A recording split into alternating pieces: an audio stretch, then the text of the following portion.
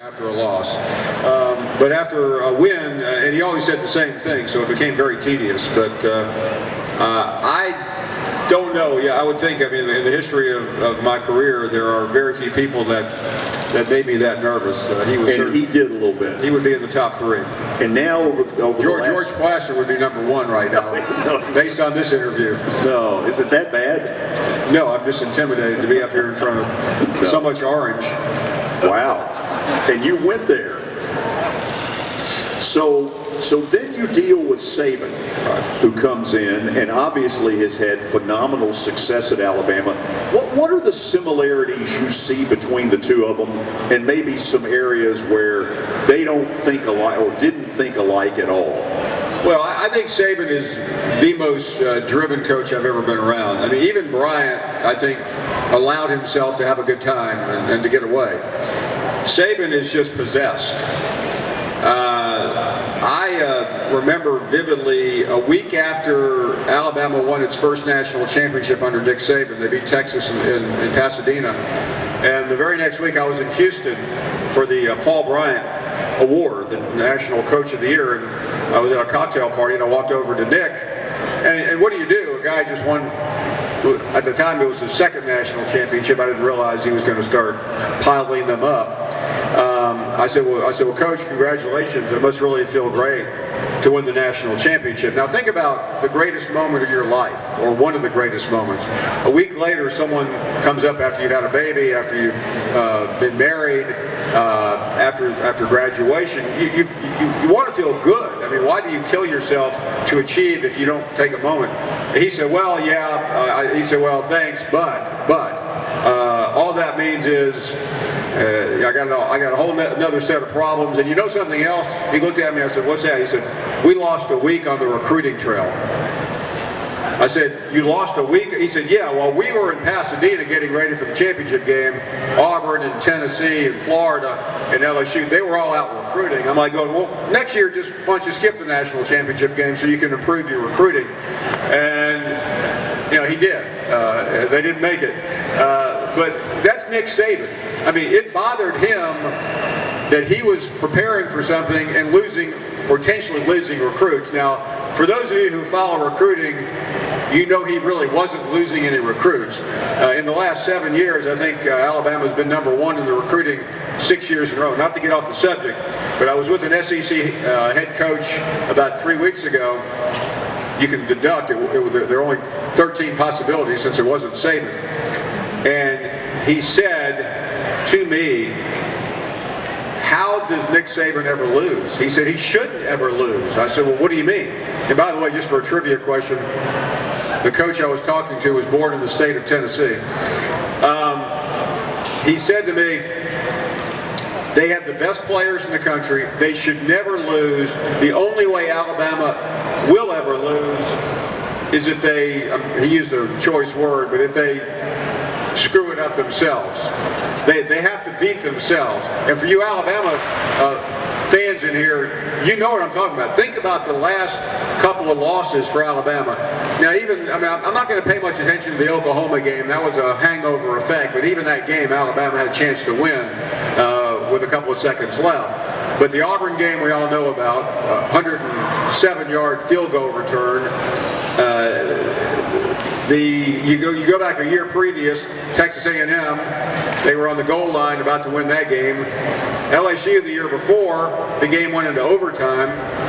I mean, these are the only losses Alabama's had in the last 3 or 4 years. And every one of this is not a team that gets blown out. This isn't a team that loses 52-6. This is a team that has to find a way to cost itself a game, and that's really what Nick Saban's all about. This gets asked a lot, and I can't wait for your answer because you know a lot better than I do.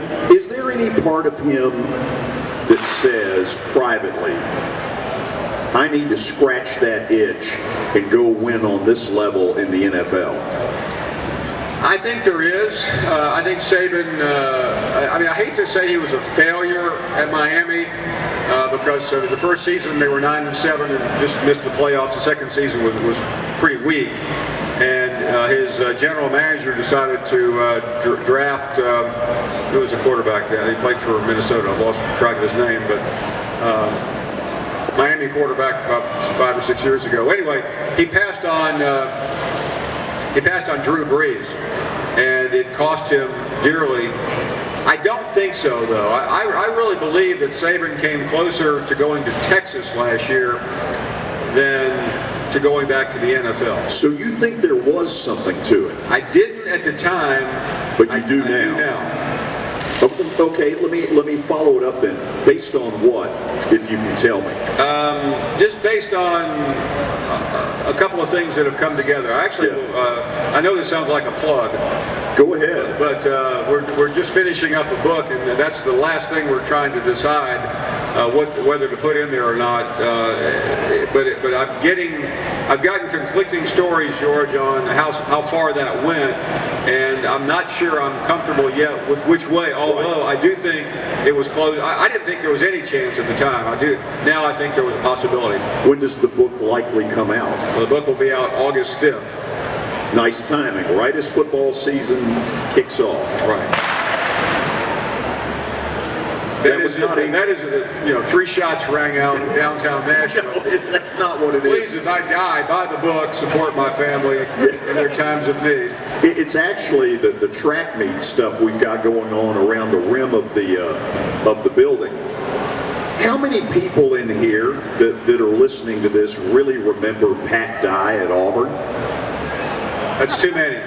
Okay, so it's a good demographic. Tell us a little bit about Pat Dye, who was incredibly successful at Auburn. I'll tell you one Pat Dye story in relation to Bear Bryant. I don't know if any of you played at Alabama, but it's interesting. People that played at Alabama under Coach Bryant do not talk about it. I mean, if you played for Philip Fulmer, you talk about the experience. If you played for Derek Dooley, actually, if you played for Derek Dooley, you don't admit you played for Derek Dooley. People that played for Coach Bryant are nervous to this day. So I asked Pat Dye once. He spent 9 years as an assistant coach under Bear Bryant. I said, did you guys really cheat when you were an assistant? Because, I mean, there are all these stories that players would go out to their driveway and there'd be a brand new car, there'd be $40,000 in cash. And he looked at me, this was 3 or 4 years ago, he said, I'm not talking about that. I said, Pat, it was 40 years ago, you can tell me. I'm not going to put it in the book, even though I probably would have. He said, well, I'll tell you one story. He said, I was in charge, coaches, I'm not even sure how they do it now, George. It's such a, they coach, they recruit such a large area. But he was in charge of a couple of small cities in Alabama, and there was a great player, and the day before National Signing Day, the player told Coach Dye that he was going to Georgia or someplace, and he came back and told Coach Bryant the night before, and he said, Pat, we need that boy. That's how Coach Bryant used to talk, and Pat said, well, I've done everything I can. He said, well, do something else.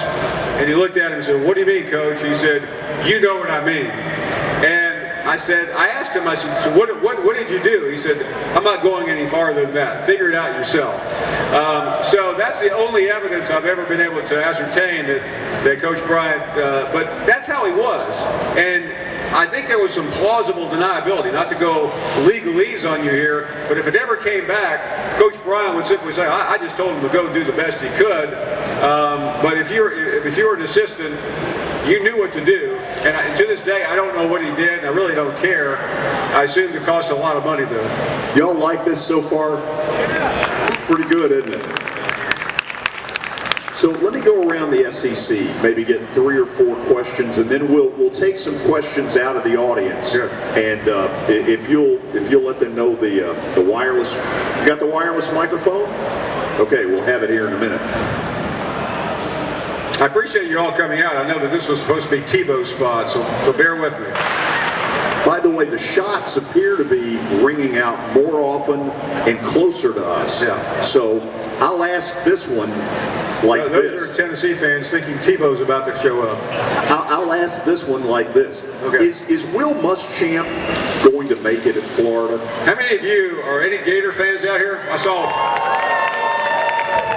How many of you want Will Muschamp to make it? Seemed to be kind of a 30% return on the dollar. You know, it's interesting. I'm kind of stuck on this. I was on game day last year, and 2 of the last weeks of the season, I was asked to talk about Will Muschamp, and I came out and said on the Saturday, third Saturday in November, I said, I think Will Muschamp should remain the head coach. Jeremy Foley has endorsed him. I think it's the right move for Florida. Well, you know what happened that afternoon? They lost to Georgia Southern. So here I was, I don't think Georgia Southern even completed a pass. The next week, I'm back where at Auburn on game day. Chris Fowler asked me, do you still think Will Muschamp should be retained? I said, yes. I said, when you make a commitment to your head coach, you have to stand behind him. Otherwise, you look weak and your program looks weak. So I know that's a long way of saying I'm not really sure, George. The problem, I think Muschamp is a pretty good coach. Don't forget, he was the coach in waiting at Texas. His problem is the schedule. No one else in the country has road games at Alabama and at Florida State. You cannot find 2 tougher road games on the schedule. He has some other tough games. I think the game at Knoxville is going to be critical. I know Florida has owned UT, but this is a toss-up game. He has to beat Georgia. He has not beaten Georgia. You cannot survive the Florida coach without beating Georgia. So I would say even if he has a decent season and loses to Georgia, he's done. He's got to find a way to get to 9 wins with a Georgia win. Otherwise, I think it's over. Does Butch Jones get Tennessee back to former level of national prominence? Yes. I was in Knoxville